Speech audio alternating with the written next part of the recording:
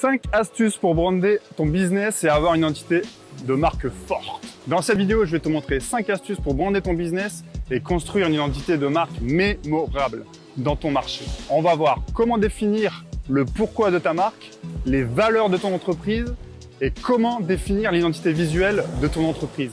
Bonjour à tous, je suis Aurélien Pruvost, votre coach business qui vous accompagne jusqu'à la liberté financière. Avant de passer à la suite, abonne-toi à la chaîne si ce n'est pas encore fait et clique dans la description pour recevoir notre formation gratuite qui te montre étape par étape comment créer une marque rentable et pérenne. Dépêche-toi, dès qu'il y aura 1000 inscrits, nous lancerons un challenge pour te prouver qu'il est facile de générer 2500 € de bénéfices par mois en e-commerce et en France. Tu auras accès à l'URL de la boutique. On va te donner aussi l'accès au back-office. On te montre tout. Inscris-toi gratuitement et on se retrouve tout de suite pour la suite de la vidéo. Comme tu le sais, le branding en e-commerce et de manière générale, dans tous les business, c'est quelque chose de très important. C'est grâce au branding que tu vas pouvoir fédérer une communauté autour de tes produits et de ta marque. Les gens vont se reconnaître à travers tes produits. C'est un des points les plus importants pour fidéliser ta clientèle et ainsi bâtir une marque pérenne et des revenus réguliers, tout en améliorant la valeur perçue de tes produits. Dans cette vidéo, je vais te montrer 5 astuces pour brander ton business et construire une identité marque mémorable dans ton marché. Pourquoi ton entreprise existe? Est-ce que tu veux soutenir une association à travers ta marque? Est-ce que tu veux changer la vie d'un certain type de personnes? Est-ce que tu as une particularité forte qui te démarque de tes concurrents? Bref, crée un énoncé d'une phrase ou deux maximum qui déterminera le pourquoi de ton entreprise. C'est très important. Si tu as une marque autour des animaux de compagnie, par exemple, tu peux très bien décider de faire des actions régulièrement pour venir en aide aux animaux en difficulté, en le mettant en avant sur ton site web et tes réseaux sociaux, des choses comme ça, tu vois l'idée? Pourquoi créer une idée forte autour de ta marque? Tu vas voir, il y aura plusieurs avantages. Déjà, ton équipe, elle sera mieux motivée. Tu négocieras aussi plus facilement avec tes partenaires. Tes clients qui se retrouvent dans tes valeurs passeront aussi beaucoup plus facilement commande sur ton site. Tu vas polariser ton marché en fait. Ensuite, la deuxième étape, ce sera de trouver le nom de ta marque. Un nom avec une bonne phonétique. Le nom, c'est un des vecteurs d'identité les plus puissants. Lorsque nous entendons un prénom d'une personne inconnue, par exemple, notre cerveau il associe immédiatement des images et des sensations à ce qu'on entend. Donc en fait, que tu le veuilles ou non, les gens, ils vont se faire une opinion de ton entreprise rien qu'avec l'évocation de ton nom. C'est pour ça qu'il faut que tu détermines les valeurs et l'identité de ta marque avant même de chercher le nom de ton entreprise. Au risque d'avoir un nom qui ne véhicule pas le bon message ou même pire, un nom qui va contredire complètement les valeurs de ton entreprise. Donc il te reste maintenant à déterminer l'image que tu veux qu'on se fasse de ton entreprise et ensuite tu trouves ton nom. Une fois que tu as trouvé le pourquoi de ton entreprise et le nom de ta marque, il va falloir lui créer une identité visuelle à cette bonne petite personne. Et une identité visuelle professionnelle et cohérente avec tes valeurs.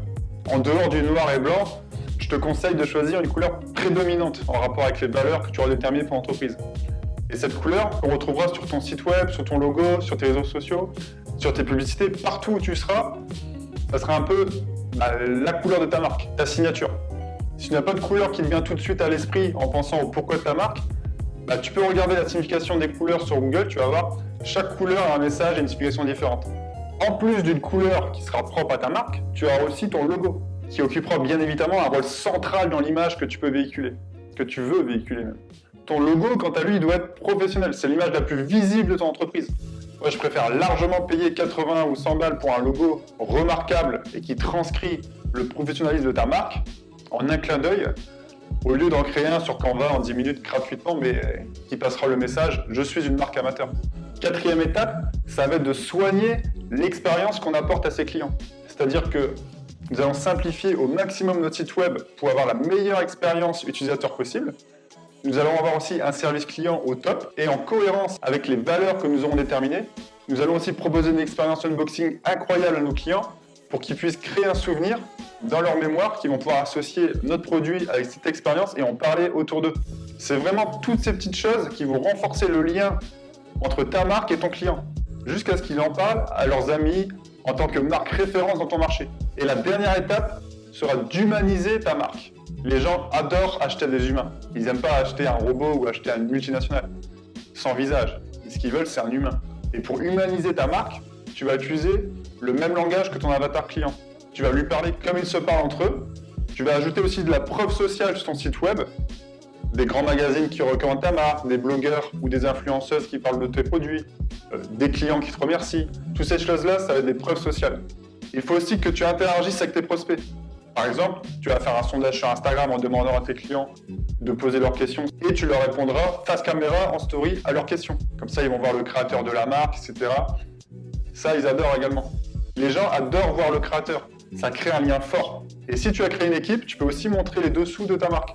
Sur des newsletters, tu vas pouvoir également, de temps en temps, envoyer un email texte en expliquant les difficultés rencontrées et les projets à venir de ta marque, ce que tu prévois, etc. Crois-moi, les gens raffolent de toutes ces choses-là.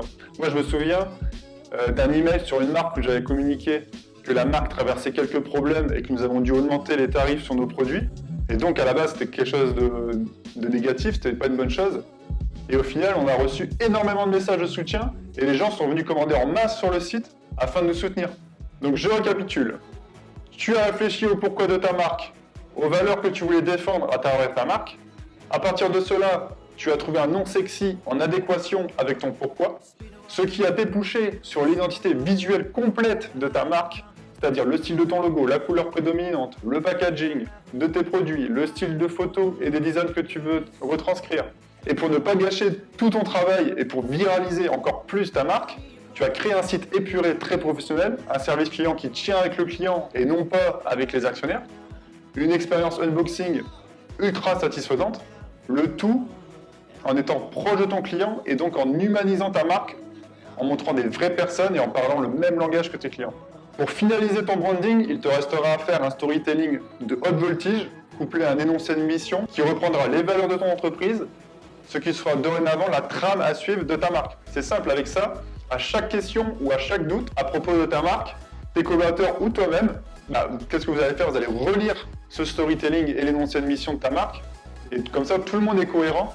Tes clients, tes collaborateurs, toi-même, le fondateur, vous allez être sur la même longueur d'onde. C'est ça la définition d'un branding réussi. Si tu veux qu'on discute de ton branding, tous les deux, tu peux utiliser ton coaching gratuit en réservant un appel via le lien dans la description. Si tu as aimé le contenu de cette vidéo, laisse un like et écris en commentaire afin d'aider notre chaîne à se référencer. Et si ce n'est pas déjà fait, abonne-toi à la chaîne et rejoins-nous sur le groupe Facebook et si tu te lançais. Je te dis à très vite. Ciao. Et toi, et si tu te lançais?